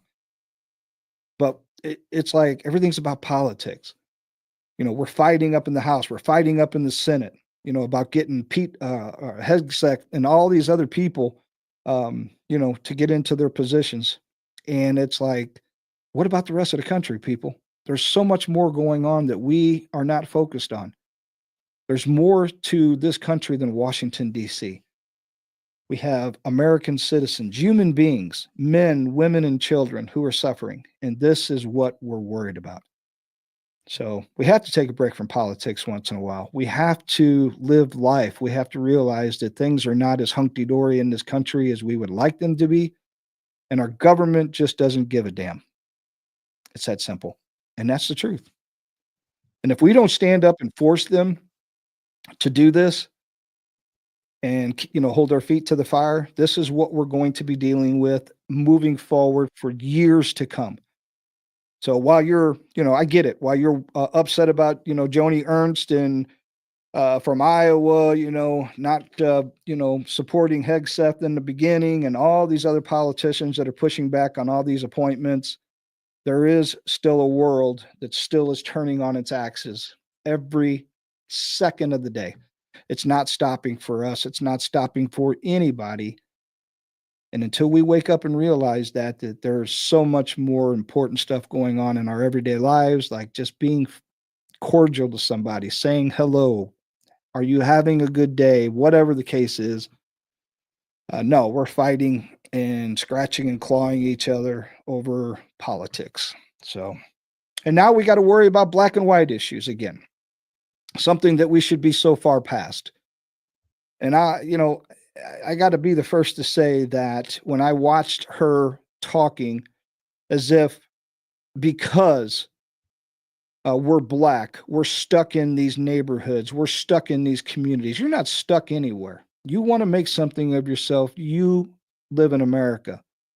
Go back to Africa, go to Europe, go to any other country and tell me how bad it is or how good it is. I bet you're going to want to come back to the United States of America because you have not ever had it better as a black person in this country than you would anywhere else in the world. You don't even know what slavery is. You have no clue except for what you think and what maybe you've seen or what you've read in a book. We don't know slavery in this country anymore. We're slaves to our own desires. We're slaves to our government. But beyond that, there's no black people that are slaves to white people. That stuff, that ship has sailed. That train has left the train station a long time ago.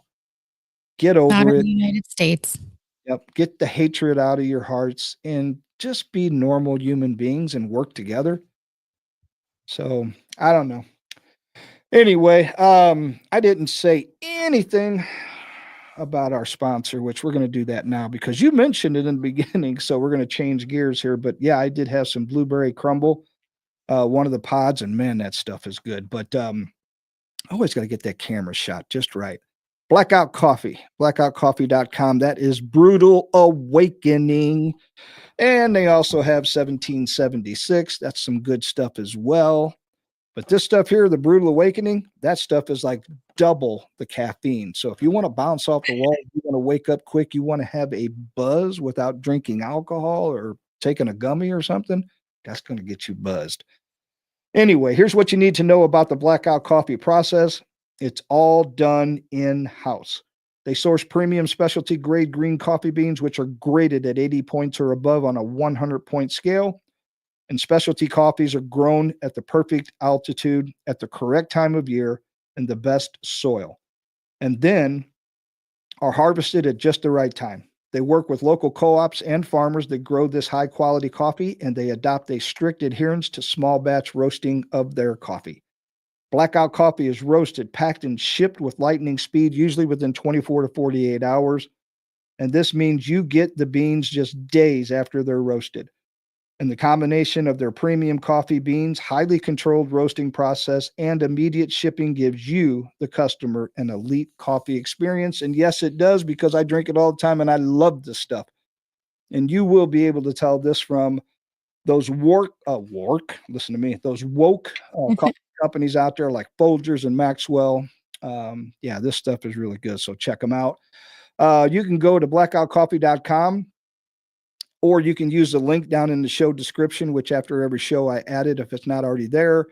But you can go in there, click on it, use the discount code LOUB20, that's LOUB20, for a one-time 20% discount. All of you who've been following me or who have bought coffee from me in the past, and I know there's a few of you out there, just go back and use that same link because you can't use the one-time 20% off. They always have some kind of a discount code. You can use that same link with that discount code in unison, and you still get your discount, and we still get a kickback, which helps support the show. So please go get you some Blackout coffee and then help support the show. And by the way, John Santos, the owner, he is a true patriot. He does so much for veterans and so many different things around the country, and they're out of Florida. Really great people and great coffee, by the way. So thank you for all of your support. We really appreciate it. And then last but not least, really important, it looks like we had some technical issues tonight. It does happen from time to time, but our home is rumble.com. And if you have not downloaded rumble.com, you can do so for free. It doesn't cost you anything to any device you have, whether it's your phone, your computer, or your smart TV. We would really appreciate if you would do that and then go into the Lose Views podcast. You can follow us there. I think we're at like 247 followers now. We're fairly new. I don't even think we're a year into the show, really. I think we're getting ready to start the second season come January. And I think this is episode 157. So 157 episodes this past year. But anyway, yeah, definitely go there if you would. We would love, for you to follow us, subscribe. It's free. When I say subscribe, all it means is you're going to follow us. You're going to hit that like button, give us a thumbs up, share it with all your friends. We would love that on social media, especially on X or Truth Social. But share it with anyone and hit that notification button so that anytime we go live or anytime we upload content, you will get a notification. You can come on over and check it out. We'd really appreciate it. But yeah, we do go live. As most of you know, you're watching on X right now, which is another great free speech platform. We love X. And I have many, many friends on there now that I'm really enjoying the engagement. We're starting to have fun and it's really cool. And then there's CommieTube that we also go live to as well. But they don't like us so much because we talk about things that really makes them mad and then they censor us. And so, but we'll go live there just for maybe we'll pick up a few followers. But the best thing you could do that would really help us is go to Rumble. And like I said, download that and follow us there and support us that way. And if you want to help donate to promote the show, you can always give a donation to Venmo, which Gina just put up on the screen. And if you love our show and all the hard work that we put into it, donate directly on Venmo to Lou and Gina at LOU/Bozada, BOZADA. And that's me. Thank you. And that would help. So yeah, we'd sure appreciate all of that. And again, I kind of started off the show and I want to end that way as well.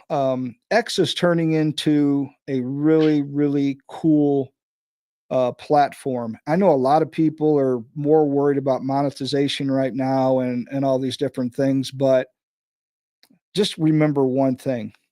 You can still make money on that platform once you're monetized, but stay real, engage with the small accounts. It's not all about the big giant accounts that half of them won't even talk back or engage with you. They won't, they just don't connect in any way or form. And when you do engage with them, all you're doing is putting money in their pocket, which is okay. This is America. This is capitalism. We're all out to make a buck or do whatever. But remember the small accounts. They're really important. And don't be afraid to say hi. Don't be afraid to find out a little bit more about them. Become friends, not followers. Okay. That is super, super important. Be a friend. Ask them how they're doing. Say good morning. Go ahead. What? I've made a lot of friends on X. Yeah. And again, friends, not followers, friends. But yeah, so keep that in mind. And it's very easy to get to know people when you really try. And it's a very powerful platform, and it's affording people like us, and I call us small potatoes when it comes to the size of the show. We're small potatoes compared to the Dan Bonginos, who I love his show, and all these other big accounts like Steven Crowder, Benny. There's just bunches of them. You all know who they are. So anyway, just support us any way you can, even if it's just by following us. We really appreciate that. And free speech is so important. Don't ever forget that. We have to hang on to that. We have to support all these other accounts and each other. So keep that in mind. So, all right, that's pretty much all I have. What am I missing in the comments? Your match. I thought you left. They're Potatoes. they're all chit chatting. Joe had to go to sleep because he's got some deer hunting tomorrow. Monkey said, "Call me Tube. Don't like blackout coffee. They endorse Rainbow Java." Who? Commie Tube? Commie Tube. Don't buy that. You buy blackout coffee. Chris I'm said, back, just like Jack Nicholson. Yeah. What's that? Chris said, "Small potatoes compared to Crowder and Bongino, but incredibly impactful and growing like a weed." Yeah, I hope so, man. Give me some fertilizer. I need some Yep. fertilizer. That means some followers. Give me some fertilizer. Help this thing grow. Grow, grow, grow. I mean, we got a lot of great people. I don't do enough to promote a lot of the other shows like Chris, the My Morning Mayhem. Chris has got a great show. There's Third Railify, Sean up in Canada. He's got one. You got the Front Porch Conservative. You got the the Tea Andy Party News. OGs. Yeah. What was the next? Andy. Yeah, Handy News. Man, there's so many good people out there. And again, we talk about this all the time. You just can't follow them and engage all the time because there's so many shows out there. So you just have to kind of pick and choose at different times. And unfortunately, I do enough on my own that it makes it really tough to try to, do multiple shows and all of that kind of stuff. So, but anyway, like I said, there's only 3 platforms that I'm really interested in, and that is X and Truth Social and Rumble. Rumble is the place to be because we are the new media. We will tell the truth. And if we don't know the truth, we'll try to find it out and then we'll tell you. So again, we're not going to just tell you what we think you want to hear. We're going to tell you, we're going to show you receipts, evidence, same thing. And we're going to be real with everyone. We always have been. And again, we're not going to talk about things or act as if we know about something that we know nothing about. If I don't know about it, I'm going to tell you flat out, and then I'll research it and I'll try to get the answer for you if I can. And that's why we've become the new media. We're always going to be there. Legacy media is on the down and outs, and that's the way it should be because they've lied to us for years, decades now. And, thank God right now for Elon. And I say that in that way because he's got a lot of things going on that are really cool right now. But I could see a lot of the things like Neuralink that he's involved in, these platforms. Once you have all of these, you're in control of a lot. So those things could go from good to being something bad. And that's the only reason I said that. And I hope it doesn't go that way, but we all know that that's usually how it goes. These things are really cool because they're miniature computers in your hand. They can do so much, but they also listen to us and they also put up ads on our stuff because they can hear us and they know what we're interested in. Talk about something you've never talked about and you're going to get an ad for it. So you all get my point. Neuralink, you put something in somebody's brain, it helps them move. They might be paraplegics, but now they can move and they can work a computer with their brain. But later on, it could be used for something much more evil, something bad. So anyway, as I said, yeah, we got a lot of good stuff going on. So what I miss? Come on, 50 chat. Don't be afraid. Come on, folks, send a message. I feel alone. I guess I could. I have to get in there myself and see what's going on. We got to get the X peeps to either come over to Rumble to chit chat or throw your message up in X. I think they're afraid. Your best friend needs a new best friend. I don't know. Oh, good Lord. That's like way back. Why is it still playing FEMA stuff on X? Are we that far behind? Generally, yeah. Wow.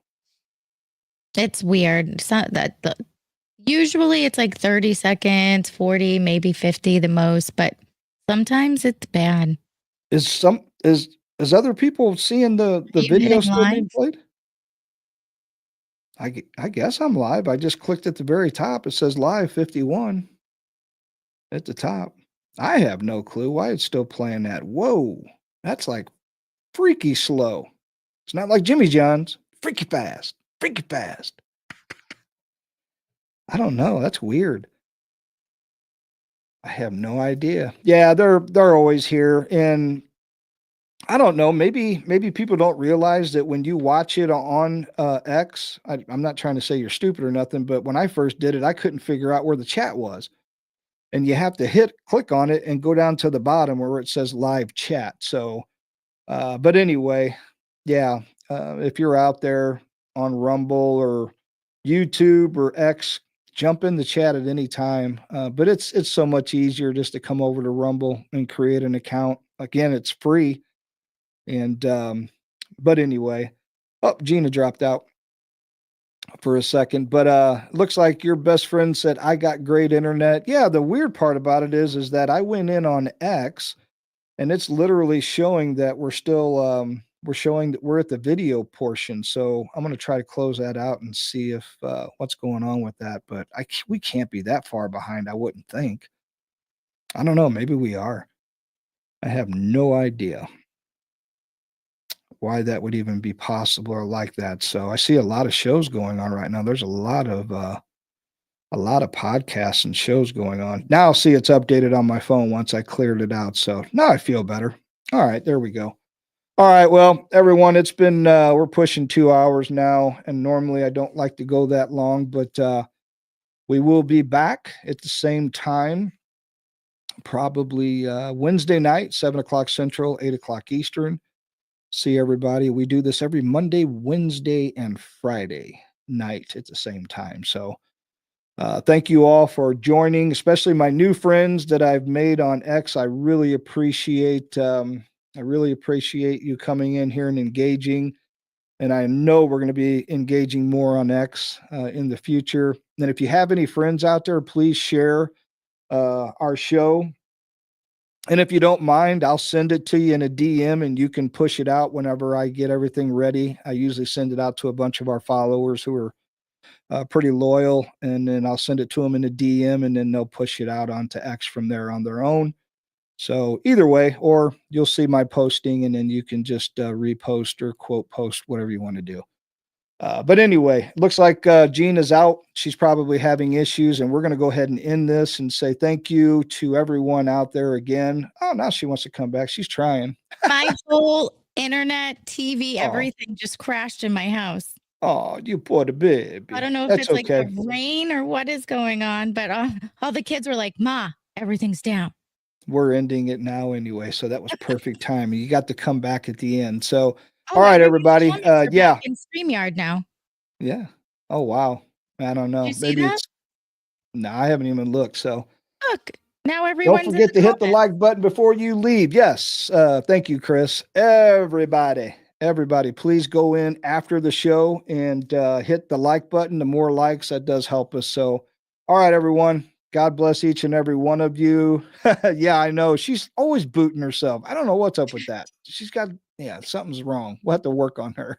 Oh, we have a new guy. Trump. Who is it? Oh, Trump Crotch Rot. That's a funny name. Oh, well, I don't know. Is that a friend or a foe? I don't All right. know. Well, we're cutting out anyway. So God bless each and every one of you. And God bless this great republic we call the United States of America. And thanks again for all your support and all your engagement tonight. We had a great time. We love you guys and gals. And come back and see us on Wednesday night. We'll talk to you later. Good night, everyone. You've been listening to Lose Views, where woke ideology gets destroyed. If you too are tired of the woke mob telling you how to think and live, then visit our website at loseviewspodcast.com. Start following Lou on X at Lou's Show and watch the Lose Views podcast on Rumble. Thanks for listening to Lose Views. Government is not the solution to our problem. Government is the problem.